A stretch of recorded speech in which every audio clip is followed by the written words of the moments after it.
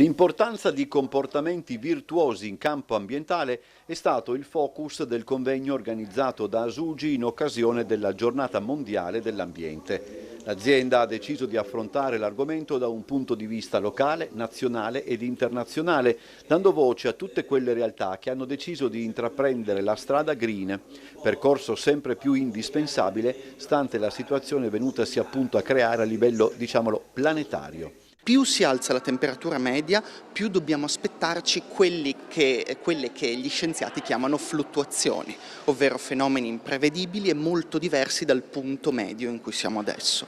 Più la Terra si scalda, più ci capiterà di avere giorni molto caldi, seguiti da giorni molto freddi, piogge e poi siccità. Sul podio si sono alternate le esperienze dell'OGS, di Acegas APS Amga, della Barcolana, del Burlo, esperienze che guardano al locale, al punto di partenza, ma che poi si declinano in contesti decisamente più ampi, come ad esempio lo studio del Focus Virisoides a Marina Iulia, condotto da Lisis Brignoli e Einaudi Marconi.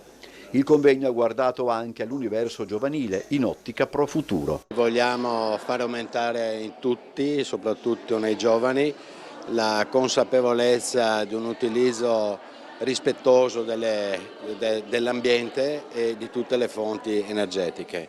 Quindi verranno affrontati tantissimi temi, quali la biodiversità, l'utilizzo razionale dell'acqua e molte altre cose.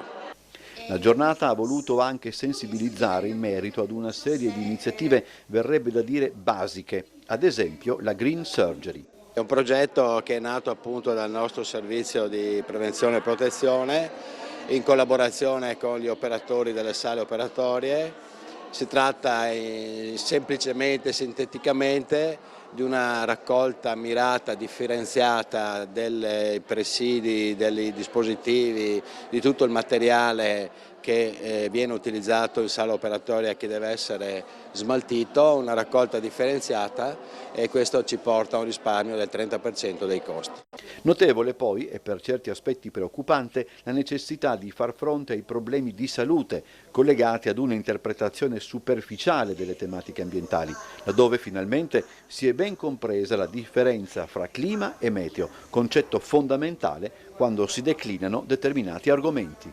Quando noi parliamo di meteo e clima, stiamo distinguendo fra un fenomeno locale che accade in posti specifici, no? Il meteo a casa mia, nel mio paese, e effetti su scale molto più grandi, sia spaziali, quindi regioni grandi della Terra, che temporali, decenni, secoli.